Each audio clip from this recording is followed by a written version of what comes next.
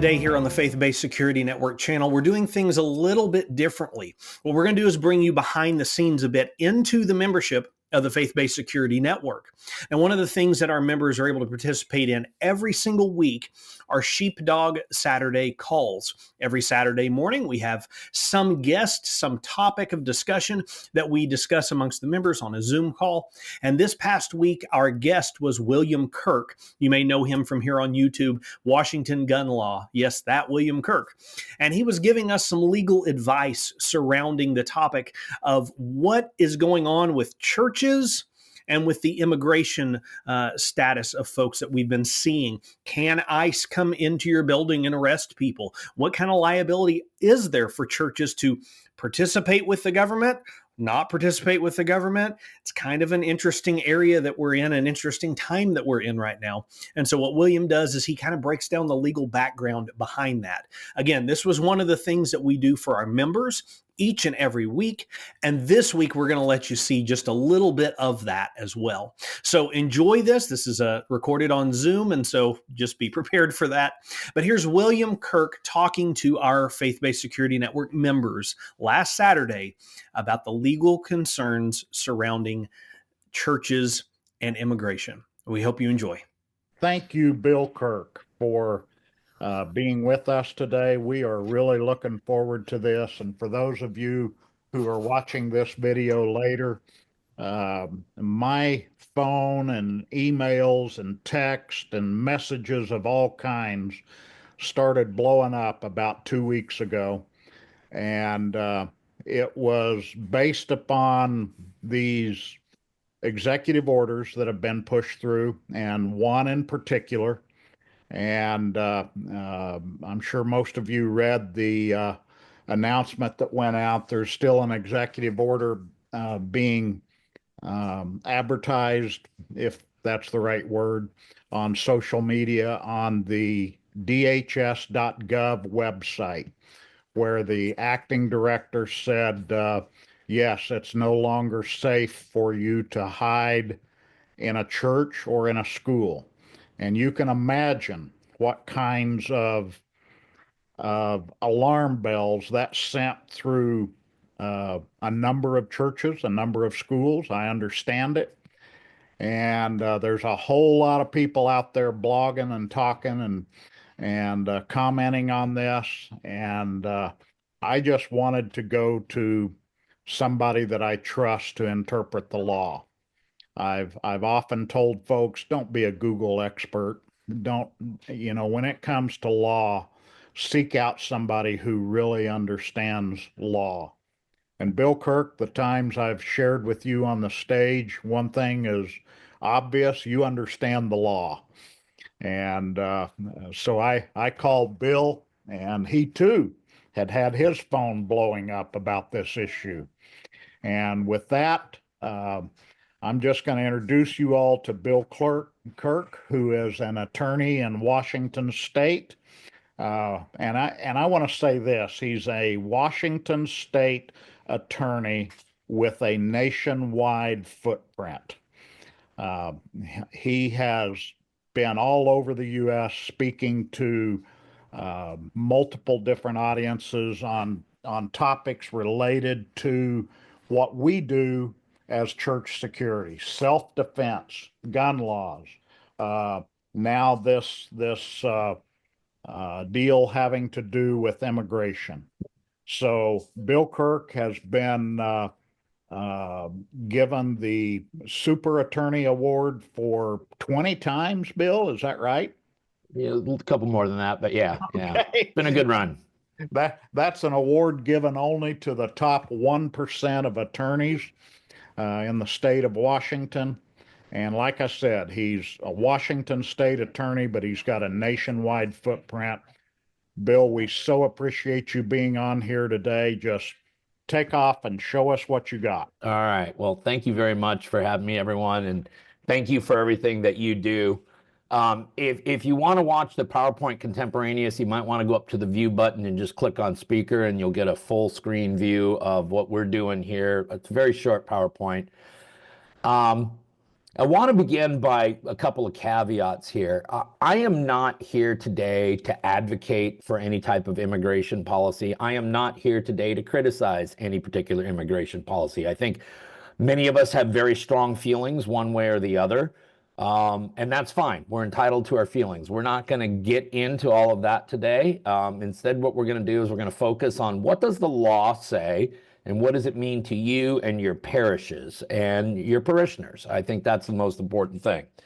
So with that in mind, what we're going to do today is we are going to focus on the one law that really matters greatly in this whole equation. And that law is 8 United States Code, Section 1324. It is part of a very long list of immigration laws. This is the law that you've seen Tom Homan speaking about. This is the law that you're now seeing individuals in the state of New York being sued under for actions that they have taken that is in violation of this particular law. And so what we're going to do is we're going to go through that law today, and ultimately what I will do is I'll break it down for you in simple English and tell you what I think you can and cannot do when it comes to protecting your parishioners. And then we'll also talk about what is the likelihood, the realistic likelihood, that ICE agents would actually end up at a house of worship to start yanking illegal immigrants out of there, okay? So with that in mind, 8 United States Code, Section 1324, makes several acts related to aiding and abetting or assisting with illegal immigration felonies. And these felonies are punishable anywhere from 5 to 10 years. And I want to go through with you the acts that can get you in liability problems with the United States government. The first thing under Section 1 is it is unlawful for any person to knowingly bring an illegal immigrant into the United States. I think we could probably all understand that, and I don't think that's the type of activity that we should be concerning ourselves with, because I doubt most of you are running down to Central America, grabbing a bunch of illegal immigrants and helping smuggle them back into the United States. So we're not going to worry about that issue. But then there's a couple of other things that I think when we get into third-party liability, this is the areas where I think we can begin to see problems. Because under Section 2 of the statute, it is also a violation to transport, move, or attempt to transport or move any alien within the United States by means of transportation. So if you had some parishioners who were in the country unlawfully and you were to transport them to a safe house or a safe haven or someplace like that, the act of transporting them for purposes of concealing them would be considered a felony if you were caught, and you would be subjecting yourself to liability. So that is one area that we can find trouble. Now, here's the areas that I think, again, you may feel very strongly against what the administration is doing with illegal immigration. You absolutely have the right to believe that. But if you act upon those beliefs, this is where, again, where we can find trouble. Because it also says that it is a violation of the law if you conceal, harbor, or shield from detection, or attempt to conceal, harbor, or shield from detection any illegal alien. And this is really the area that we're beginning to see some local governments, local school districts, and things like that. They're putting on these symposiums. Here's how to avoid ICE detection. Here's how to hide. Here's some resources for hiding, things like that. And I understand that the individual's hearts are in the right place. They have a belief system that believe that this is immoral conduct or whatever it may be. But the act of coaching illegal aliens on how to avoid detection by ICE, if you were to be caught doing that, could subject you to felonious allegations. So please be aware of that. The other thing is, well, this is Section 4. The only one that I've ever found really guilty of this one actually encouraging or inducing illegal aliens to enter the United States would be former President Joe Biden during a presidential debate, where he actually used the words, "I think there should be a surge to the border." And I always felt that, but for sovereign immunity, President Biden was probably liable under this particular thing, this particular section of the statute. The final thing you need to be aware of under 8 United States Code Section 1324 is that if you conspire to commit any of the acts that we previously discussed, or you aid or abet in the commission of any of the preceding acts, you too could be found criminally liable. So, as a hypothetical, a group within the church starts working on a program where we can stash some of these illegal aliens in other people's homes to avoid ICE detection, and then perhaps bring them to the church in a way to conceal them and get them out of the church in a way to conceal them, understand that even though your heart may be in the right place, if you in fact are caught with that activity, there is potential liability. And when I say liability, I don't mean necessarily a slap on the wrist, because if we look at the statute, 8 United States Code 1324, sections A, 2B, what we find is if you're convicted of one of these offenses, you're looking at up to 5 years in prison. That's real, honest to goodness jail time there. So with this particular administration, and again, I'm not trying to be political, I'm not trying to be supportive, I'm just trying to objectively look at how this administration is acting, it would appear that they're taking their immigration laws very serious. And it would also appear that anybody who aids, abets, harbors, conceals, obstructs, or in any way, shape, or form is also going to be put in the crosshairs of this particular administration and this particular Department of Justice. Now, what that means to you and how much risk are you willing to assume, depending on what your belief system is, I leave to you.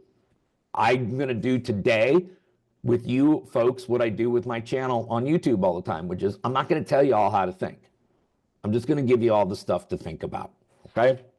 Now, there are a couple of exceptions to this law, and I do want you to pay attention to 8 United States Code section 1324 subsection C, which actually says that there are particular exceptions for religious organizations operating as a bona fide nonprofit if you are using the undocumented individual in certain capacities, such as if they are a minister for your parish. So you may have individuals in your parish that you believe would fall under this qualification. And when I send everything over to Carl, I will send him a link to the statute as well so that you can read it yourself. But it's very, as you can see by the screen here, it's a very complicated, wordy statute. It's a big word salad, but it says, except where a person encourages or induces an alien to come or enter the United States for a religious denomination having a bona fide nonprofit religious organization in the United States or the agents of officers of such denomination or organization to encourage, invite, call, allow, or enable an alien who is present in the United States to perform the vocation of a minister or missionary for the denomination or organization in the United States as a volunteer, so they can't be on payroll, who is not compensated as an employee, notwithstanding the provisions of room, board, travel, medical assistance, and other things. So there are some exceptions. If you have an undocumented individual who's working in your parish, either as a minister or as in some other capacities, they could be exempt from this law, and your cooperation with them could also be an exception to this law. I found this really interesting. I was going through all the exceptions. Lo and behold, I found this one about religious organizations. I was like, oh my gosh, this might be directly on point to this group, okay? This is what I need all of you to understand. The authority to arrest for a violation of 8 United States Code 1324 is already delegated, obviously, to all the ICE and immigration officials. But that authority by federal law is also already delegated to all local law enforcement. Okay? Now, some of you may be in jurisdictions where your local law enforcement is not going to cooperate in any way, shape, or form with immigration efforts. That's fine. That reduces the risk of you being arrested by local law enforcement if you were to engage in any of these previously mentioned prohibited activities. But some of you, I can tell just by looking at where some of you are coming from, you are absolutely positively in jurisdictions where local law enforcement will assist in the enforcement of these immigration laws, and you need to be aware of that. So that's really the status of the law, and what I really want to talk to you guys about this is two things now, with that in mind. Number one, what can you do and not do? All right, this is what I've told every single person. If, and I do think this is a gigantic if ICE agents were to show up at your parish and you want to comply with the law, You do not in any way, shape, or form need to assist, cooperate, or aid ICE officials in doing their job. You literally have no legal obligation to assist in any way, shape, or form, but you do have a legal obligation to get the heck out of the way. And that's really all you can do. If you want to stay compliant with the law, you just need to stand down and get the heck out of the way.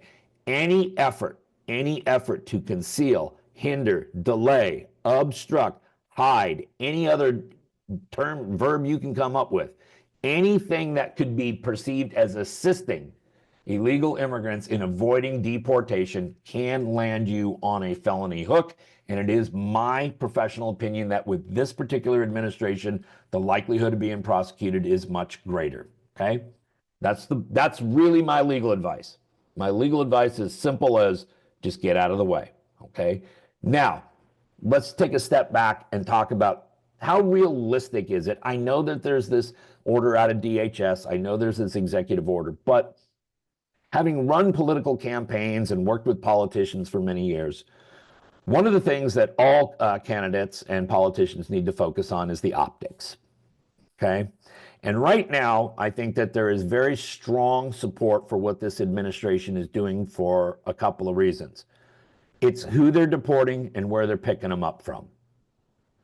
And I do believe that the most disastrous thing, if I were advising President Trump, and I'm not sure President Trump takes advice from anybody, but if in fact I was advising him, I would absolutely be 1,000% against ever going into any house of worship and rounding up illegal immigrants. The optics on that are terrible.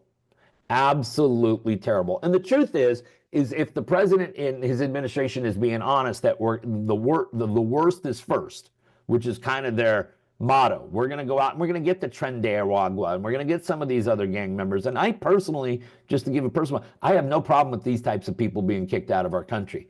They come to our country and they're committing violent offenses. I recognize that that is only a portion of the illegal immigrants.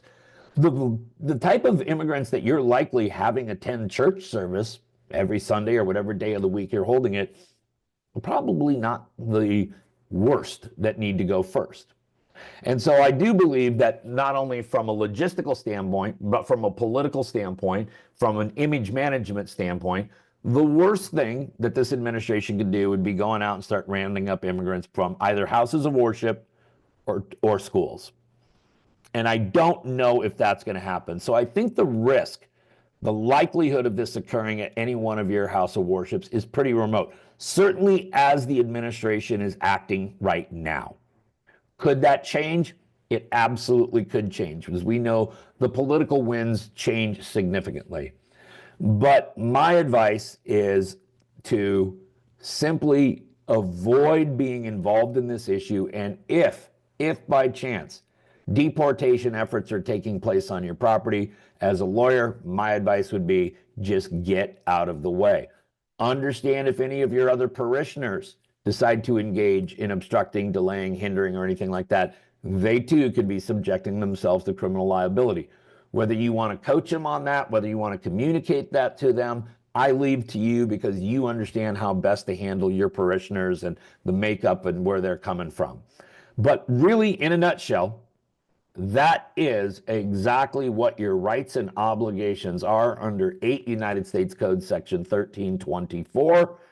And that pretty much is my presentation today. I wanted to make this short and sweet. I do think it's a very straightforward issue as it relates to you. I think the whole immigration issue obviously is a very complex issue that has layers and layers and layers of complexity to it. But I do think that for all of you, I do think this is a very straightforward issue. And ultimately, I'm just telling you what I think you should do. You're all big boys and big girls. You can make your own decisions. You all understand what hills there are that are worth dying on. And if you choose that this is one of them, I respect your decision. And with that, I will turn it back over to Carl. Hey, Bill, can you address the issue of a warrant? They don't need a warrant to do any of this. Yeah, that's what I wanted you to say. There's a number of questions in the chat. No, they don't need a warrant. Your church is held open to the public. That's right. Okay. Now, again, if I was actually going to, let's say I was working for ICE or something like, if I was in Tom Holman's position, would I want to obtain a warrant before I went into a house of worship or a school? Yeah, I probably would. I would also tell you that I think you're going to have a lot of judges saying, where's the probable cause? What, you think there may be possibly some illegal immigrants in there? That's not enough for me. But if you take a look at some of these apartment buildings they've been raiding, they're not doing it with warrants. They're just going in. Right. Right. Paul Cobb, go ahead. So And- where do you draw the line between getting out of the way versus not assisting? So we had a law enforcement agency come on site looking for an individual that they believed was in our church. We took them to the surveillance room. We actually located the individual, worked out a cooperative agreement with, hey, we're not going to go into the worship center or a Sunday school class to grab this guy, but during the transition time, that would be the appropriate time to grab this guy. Because he was a serious fellow. I don't think that that's hindering or delaying in any way, shape, or form. I think that you're asking law enforcement in that point to work with you to make sure that the environment, the learning environment, the worship environment, whatever it is not disturbed by their presence and their activity. So you just said, hey, listen, if you need to pick up this guy, between this time and this time is the time to do it. Yeah, but the question was more towards that is not getting out of the way. That's actually assisting. There's nothing wrong with, you can assist all you want. You can But absolutely positively assist. If ICE came in and said, we're looking for all the illegal immigrants, and let's say that the pastor happens to know all of them and fingers them all, is there anything unlawful about that? No, there isn't. Now we cooperated because it inured to our benefit to cause less of a scene. But, yeah, and in that situation, the person they may have been looking for may have been accused of something far beyond just being in the country illegally. It may have been other type of more dangerous criminal activity. So, yeah, there's nothing wrong with assisting. The only problem you have is if you are intentionally trying to thwart the deportation efforts. Does that answer your question, Paul? yes, sir. Thank you. All right. Earl Emler, go ahead. Yeah, it's like I said, we've had a lot of discussions about this. In fact, our last team meeting, that was one of the hot topics there.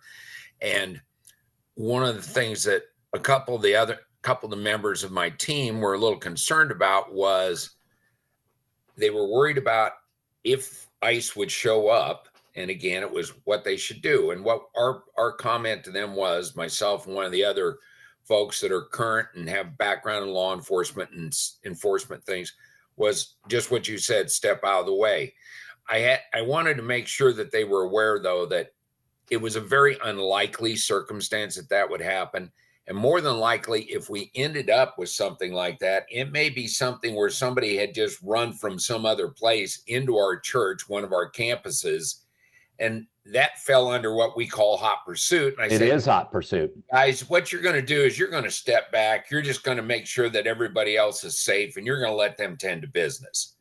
And I think that was the biggest concern, that a couple of the younger guys on our team that don't really have a lot of experience, have wonderful hearts and want to do the right thing, but they had a lot of questions on that. I just wanted to make sure that that's the right thing. I think it's an excellent policy. I think that also you would have to, let's say in the case of hot pursuit, and now a person has entered your parish, that person is actively engaged in criminal activity at that point. Do you want that individual inside the parish at that point? And does it create perhaps a safety issue, again, depending on the individual, for the rest of your parishioners? So it would probably be well within your security policies to remove the individual from the parish for the safety of others. And you do so in a very, non-confrontational way, if at all possible. If that ultimately ends up assisting ICE agents, well, that's just happenstance, right? It just happened. Right. And I put it to them that it was like, we have a medical center that is just a couple of blocks from our central campus, and they have a detox unit there. And quite often we have people that either walk away or whatever end up in the church. And yeah, sometimes you gotta negotiate with them and kind of direct them and move them away from things, because they're not really a threat, but there is a potential that they Sure, could. and they're in a really rough spot in life oftentimes when they're there, and they're just not as rational as they normally would be, and that could pose a danger to everyone else. Yep. All right. Well, thank you. I wanted to make sure I was good giving question. them the right advice. Good question. All right, Dave Duncan, go ahead.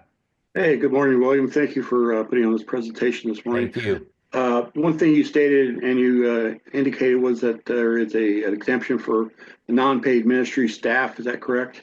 Correct. Okay, so I'm going to be a devil's advocate here. I could see our church saying, okay, we're just going to name everybody in church that we suspect might be here illegally as ministry staff. Would that fly? Potentially. It's going to be up to Immigration and Customs Enforcement, isn't it? Mm-hmm. Yeah. So, okay. But I think that we could all, and certainly any of you could spot what appears to be legitimate employment versus, okay, this is just a bunch of gamesmanship. So again, not knowing about the size of all your parishes and things like that, if I were to go into a large community church, non-denominational community church, and they got a staff of 55 people, and it turns out 5 of them are working in some ministerial type capacity as unpaid volunteers, that might seem pretty normal. But if 45 of your 55 are all people who are undocumented, now that's going to have I'm going to have a hard time passing the smell test on that one. Correct. Yeah. And then you would open yourself up potentially to liability again. Well, yeah, because if they all of a sudden believe that, hey, listen, they just created this huge scam and just made everyone an unpaid minister here just to hide and conceal them and stuff like that, could that subject you to criminal liability? It could. I don't know if it would be the strongest case. I don't know if it's a case that the Attorney General would necessarily want to. But if we're already getting into that analysis, it means, oh gosh, we've gone over the tipping point where we could be criminally liable here. So I'd be careful, approaching that cliff's edge. Yeah, exactly. All right. Thank you. Jim Wilkinson out of Wyoming. Go ahead. Hey, good morning, everybody. Well, just 2 thoughts. One is about the way Paul Cobb did it, catching them in the transition point.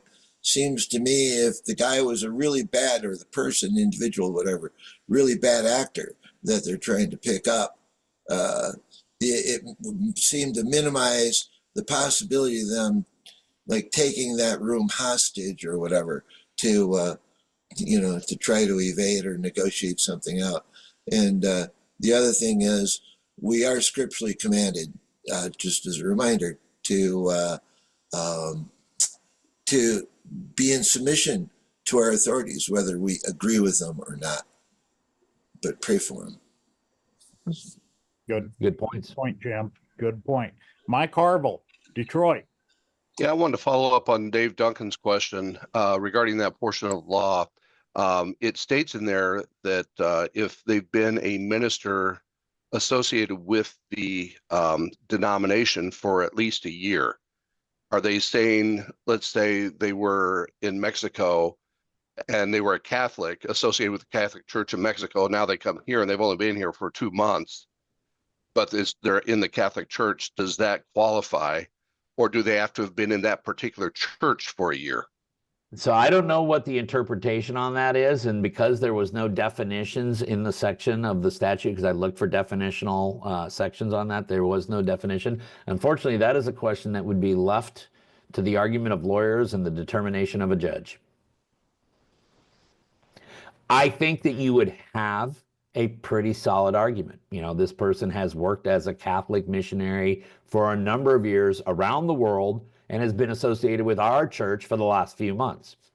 That is certainly from an evidentiary standpoint, if we're going to back up and just play lawyer here for a minute, from an evidentiary standpoint, that's a much better argument than, well, I don't know, the guy started coming to church last month and we made him a minister last week. Okay, that might look a little bit fishier. So that could determine whether or not, and again, there's so many degrees of ifs to get to this point, right? If ICE actually decided to go into your parish and if ICE actually got a person, then we're actually trying to solve this equation. And I think those are 2 huge ifs as I see it right now. Now, a year from now, maybe we round up all the really, really bad people and we've got them all out here at this point. And now the administration is looking for others to deport and they have a shift in policy. Is that politically possible? Yeah, I don't think it's highly politically probable. But again, both the previous administration and this administration have proven to be difficult to predict, haven't they? Yeah, Bill, I talked to some of our local ICE folks here, and they said the only way that they're coming to a church or school is with a specific warrant and specific information that someone is at that location. I mean, yeah, David, I agree. I mean, can you imagine what CNN could do with video footage of families getting yanked out of a church to be deported? Yeah. All right. And even if you really are all in on the Trump administration and all in on these deportation efforts, which some of you very well may be, and that's great. That's fine. That's your prerogative. But even you would have to admit that would be terrible imagery. Terrible. And it would really take these efforts to try to make our country safer and really set them back.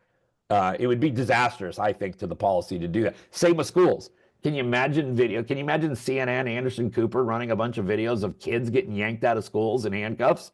Oh, it'd be horrible.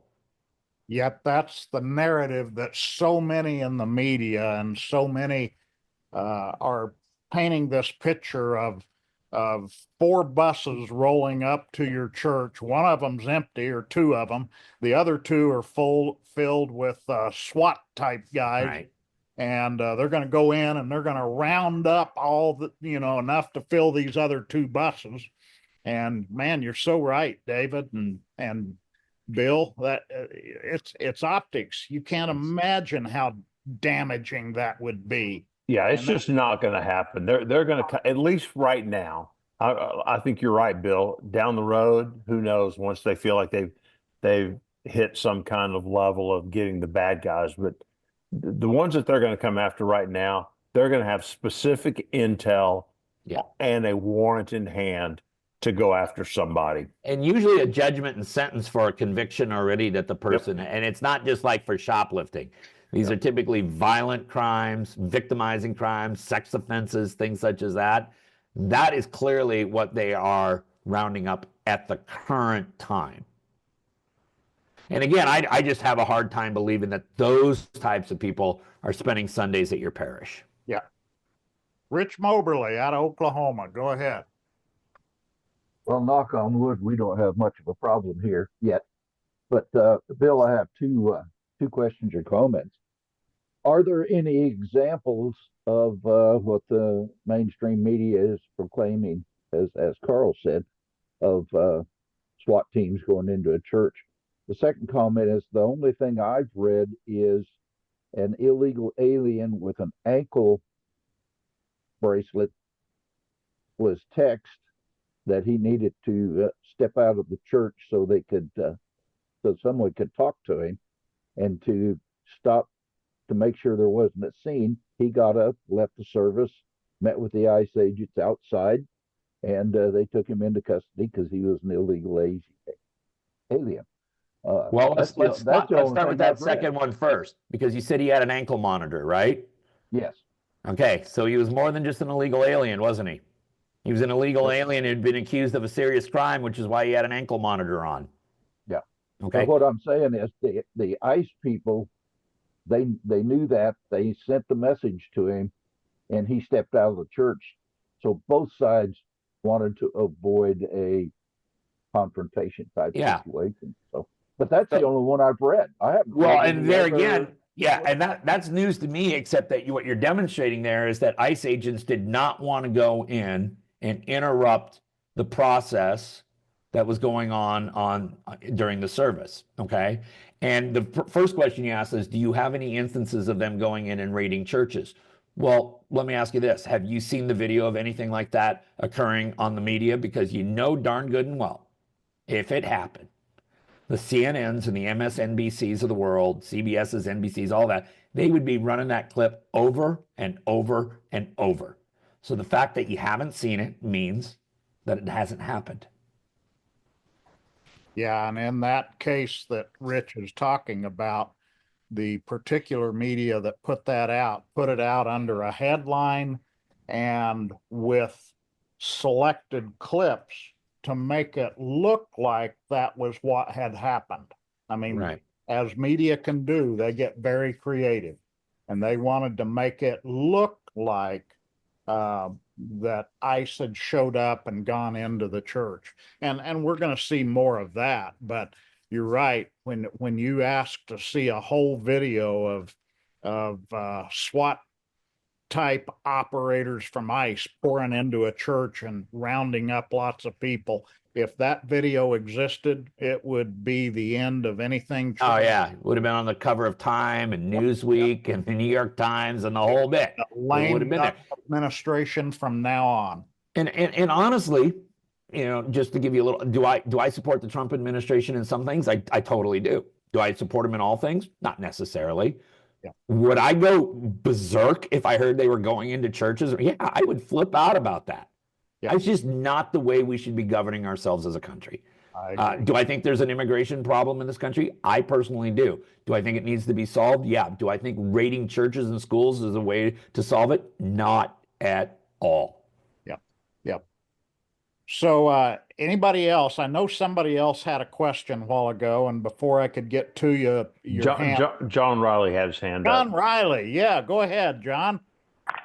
Hey guys, I just wanted to reiterate and follow up on the idea that this is very not likely going to happen.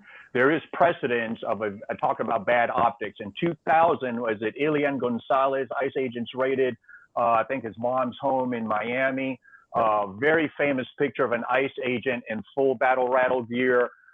Just made entry. He's got his MP5 up in his left hand. He's out reaching and grabbing Elian Gonzalez. I am very confident that the government does not want a repeat of that. And I remember I was a police officer at the time thinking to myself, man, that could have been handled very differently. Right. No. Right. So anyway, right. So and also as someone who used to plan little raids and all that, small unit tactics, one of the risk assessment questions I had to ask, can I do this raid safely without creating a mob? And again, I find it very unlikely that anyone would consider doing a raid on a church during service and create a very, very unsafe situation for everyone. But anyway, I just wanted to point out that precedence, that situation that was just really, really bad optics at that time. And I'm sure no one wants a repeat of that. And I think that, John, I think you make good points. And I think that if you want to get into the tactical side of things and how do we do things that are safest for all the officers involved and the subjects, raiding the church is actually one of the most dangerous places to try to do it.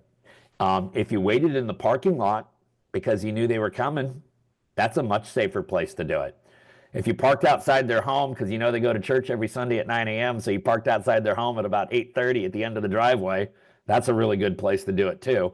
And you're not going to have hundreds of other members of the public involved in it because some of them may not realize, is this an ICE raid or, oh my God, is this person being victimized by some type of violent criminal? And now they come to their defense. And in some parts of the country that some of you are preaching in, you may have a lot of parishioners that are armed just because you're in that part of the country. And now we come in to pick up two immigrants and now we got a shootout going on in a church. And that would be absolutely the worst story ever. So I think because they are cognizant, all of these ICE agents are just human beings. Don't pull on the sweep. Right? All they want to do is go home to their families just at the end of the day like the rest of us. And so they're not really cool with doing knowingly dangerous operations when there's safer ways of doing it. The only agency in the world known to man that will intentionally go out and make their enforcement actions as dangerous as humanly possible is the ATF.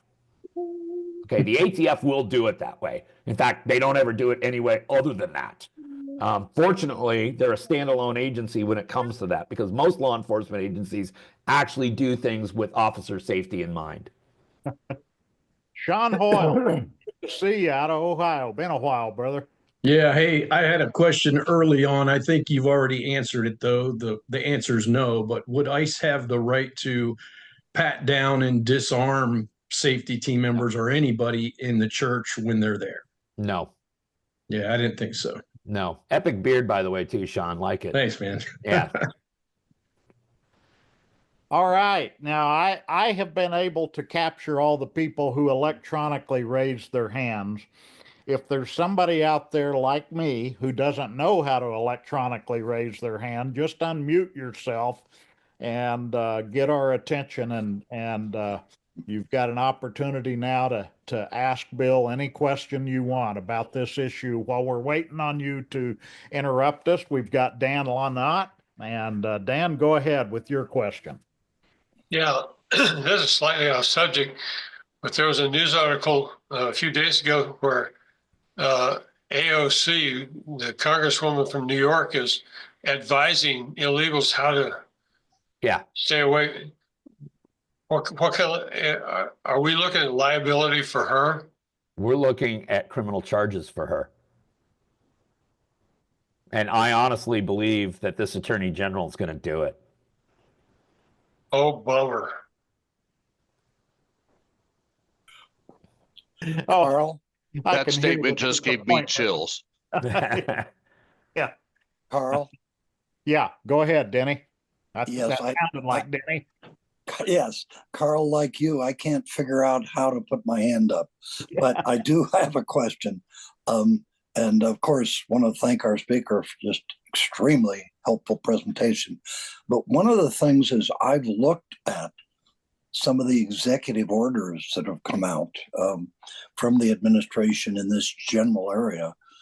It's not entirely clear to me of the quote illegals or unregistered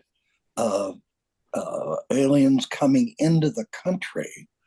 Is this order to remove immediately broad enough to apply to all of them? I read somewhere that initially they're looking at those that have been here for 2 years or less. I'm also curious because of the fuzzy definitions, could this immediate removal be applied to asylum seekers? Many are pushing that button even without justification. And equal or even more controversial, those born in America. What is the scope of the illegals that this kick out now applies? All right. Well, let's take it backwards. If you're born in the United States, what are you? You're a citizen. All right. So we don't deport our own. Wait a minute. That's not what the president is saying.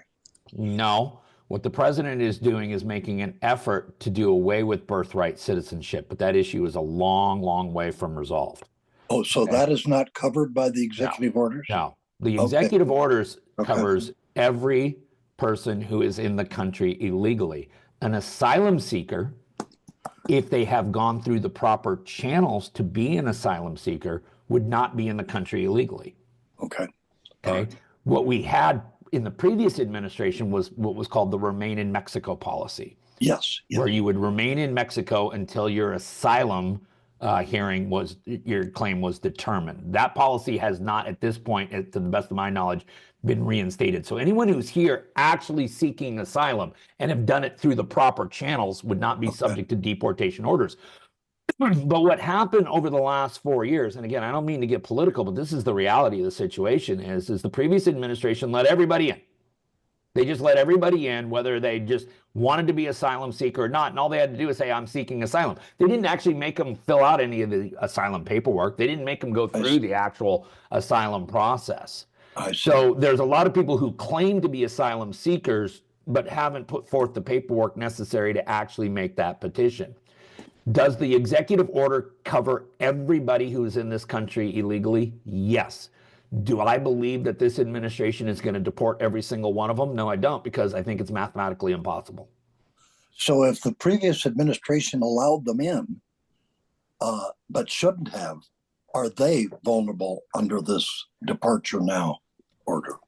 Everybody who is in this country illegally is subject to this order. Why is it illegal if the president of the United States by policy has allowed them in? Well, the president just opened the border. Basically, he didn't enforce the law, right? Okay. See, a lot of people think there's been this radical shift. Oh, we changed our immigration laws. We didn't change our immigration laws at all. Okay. Our immigration laws have been the same for 32 years. What we have is an administration that's actually willing to enforce immigration laws now. Right. Got it. That's the only difference. Good. Helpful. Thank you. All right. Anybody else that wants to get our attention? Speak quickly, or we're gonna bring an end to this, and you'll lose your opportunity. Hey, hey, Carl. Good morning. I was just interested. Any of our visitors that may be here for the first time, could you kind of give us some feedback? Was this helpful? Because I see a lot of familiar faces that I've invited. So, anybody, wanted to give us some feedback. Good point, Eric. So if you're a visitor here today, you are not an FBSN member. What do you think of this format? We do this every Saturday. Every Saturday, a group of us get together and we have a different speaker each Saturday. And we'd welcome anybody that's a visitor here to comment. All right, I'll go first. Good morning, everybody. Happy Saturday. My name is Bryant Tucker. I'm the Safety and Security Director at New Life Covenant Church Southeast here in Chicago. First-time visitor, hopefully first of many times. And this information was very helpful. Even as early as a couple of weeks ago, I've had a conversation with one of our Hispanic pastors about this. And for the most part, the members that we have that are Hispanic, they feel really comfortable. They just want to make sure that questions are answered, because with the uncertainty and especially the things that we've been seeing in the media as far as these immigration laws and things of that nature. But they just want to make sure that there's clarity in regards to knowing exactly what to do. So a lot of the questions I had was shared this morning, and the same thing I had reiterated to our staff in my updated standard operating procedure when it comes to ICE being on campus and things like that. And so thank you so much. Eric, thank you so much for the invitation. I appreciate it. And Mr. Chinn, I've been following you probably for like the last 5 or 6 years. So it's a pleasure to get to meet you in person, and looking forward to working with everybody here. Well, Bryant, the pleasure is all ours, I can assure you. And I'm so glad to see you join us today. And I was just in a meeting a week or two ago, and somebody asked me a question: is there anywhere in the U.S. that, it doesn't seem to have a lot of FBSN members? And I said, yeah, Chicago. So help us, brother. We need more Chicagoans. Absolutely. I want, if I could just throw in real quick, Carl, Brian's a member of our megachurch group that we started. Nice. And so we're really glad to have him in here as well. Yes. Okay. Yeah, and I'm working on that, Carl. I told Brian as we were talking a couple of weeks ago, once all of his ice storms and stuff stop, I'm coming to visit. Yeah, I'm looking at 3 inches outside right now with another 1 to 3 coming tonight. So yeah, hey, watch out, Brian. He'll be sleeping in your house like he did in mine a few weeks ago. I got plenty of room. Come on through. We're all family now. We are. But look, Brian has a lot of good connections, y'all. I mean, we connected a couple years back on LinkedIn, and he has really got a lot of good connections that we can use. So we'll definitely be getting him to join here soon. So yeah, and you folks, you heard Eric and Bryant mention this, but a lot of you may not know. David Dixon meets on the last Friday of every month, I think it is. He meets with the biggest church security directors in the U.S. And I mean, some of these guys have 25,000 or more in their congregation every week. And Bill, you're going to be on that group on the 28th. So you'll have a audience of just the megachurch people. And this has been a hot topic in their circles as well. All right, Jamie, go ahead. Okay, good morning, everyone. My name is Jaime Loaiza. I'm pastor of Hispanic Ministries at Brown Missionary Baptist Church. I work with Eric Williams. I have the blessing to be a part of the staff there. But also, I would like to give thanks and shout outs to the attorney Williams. Really, it was very helpful, all this information, especially I'm also pastor, as I'm a church planter at the Hispanic church here in Hernando, Mississippi. I have just one question for him. It's many people, sharing around, even through the social media, about the red cars having the Fourth Amendment. Is really true all this information in the red car in order that people be protected, giving these red cards, or this is just only something that don't have the really meaning of that? Yeah, I have no knowledge that would corroborate any of those theories. So the Fourth Amendment don't have any sense to help them be protected if ISIS come to their homes or churches. Say that again. I'm sorry, I didn't. Yeah, well, it's around, people giving a red card. This red card has some kind of information of the rights that have every person living in the United States, and they are holding these rights with the Fourth Amendment of the Constitution. And they say, well, if ICE come to church, if ICE visit your home, you hold this red card and give it to him, and they don't have, the rights to take you to jail. Oh, okay. Well, I can't speak specifically to that, but I will give you an analogy as to how I think that would work.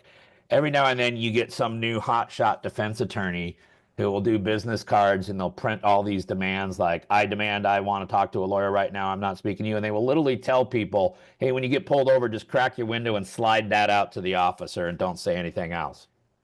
And you want to know how it works every time? They get their window smashed out and they get drug out of the car. Okay, so I don't think there's anything wrong.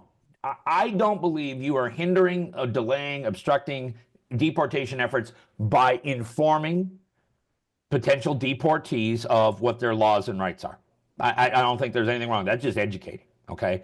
If that information also includes, and here's how best to conceal yourself, now we probably have crossed the line as far as what we are advising those people on.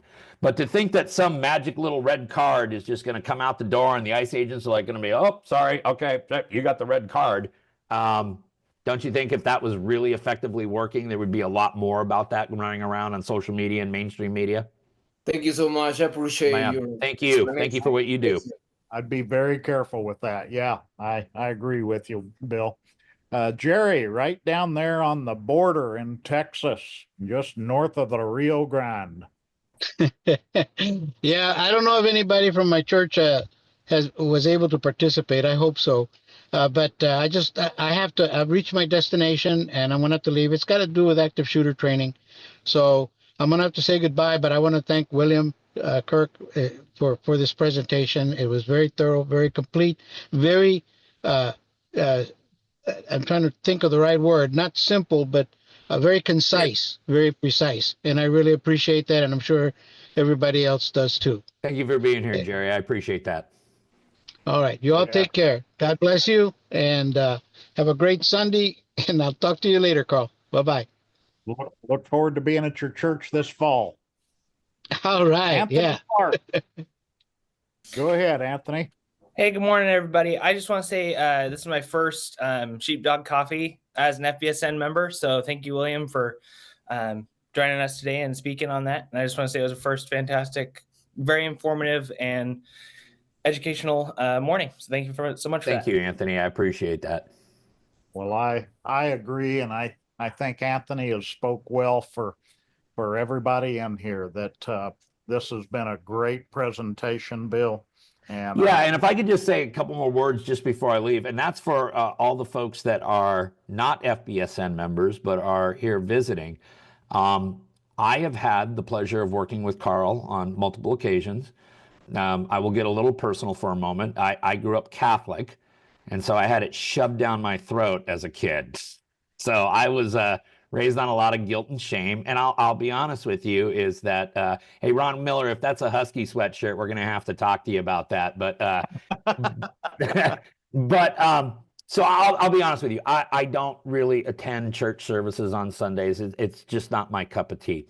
But I believe very, very strongly, and I would die for the right for anybody to practice whatever religion they want in the peace and sanctity that they deserve to be able to practice their faith in. And I think one of the things that FBSN does is a fantastic job of making sure that all parishioners, no matter what parish they go to, will have the ability to practice their faith in the peace and sanctity that they deserve.